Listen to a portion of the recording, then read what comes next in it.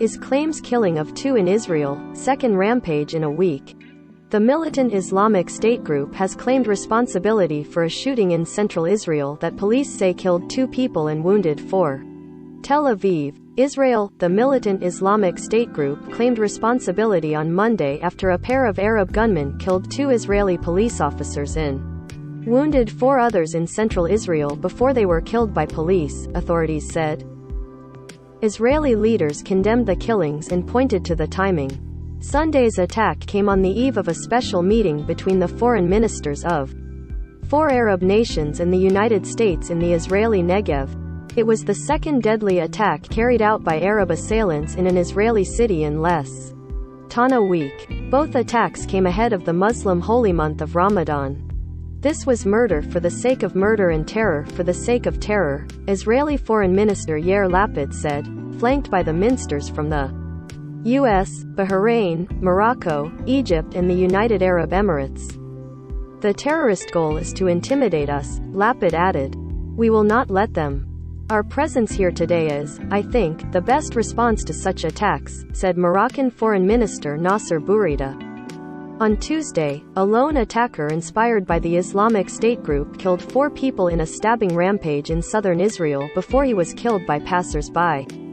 Police said. The Islamic State group in a posting on its Aamak news agency claims responsibility for the attack, saying 2 its members killed 2 Israeli security forces. The heart breaks over the attacks, Israeli Prime Minister Naftali Bennett said Monday. The Israeli premier issued the statement from home, after testing positive for the coronavirus. He urged people to be vigilant. Police were expected to set up checkpoints on major roads Tuesday.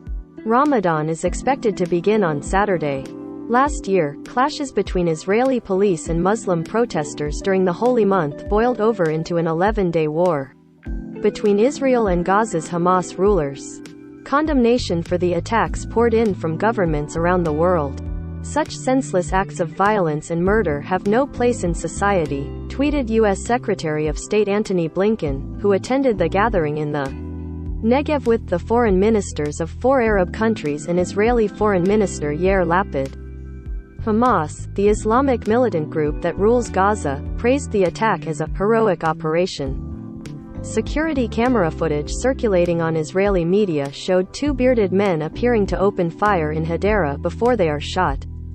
An Israeli official say 2 members of the Israeli Border Police Counter-Terrorism Unit were in a restaurant near the attack, ran out and killed the assailants. The Israeli Rescue Service MADA confirmed the deaths of 1 man and 1 woman, and said 4 people were wounded, 2 seriously. It released videos showing large numbers of police cars and ambulances in the area. Attacks by IS inside Israel are rare. The group operates mainly in Iraq and Syria, where it has recently stepped up attacks against security forces there. Carried out through sleeper cells,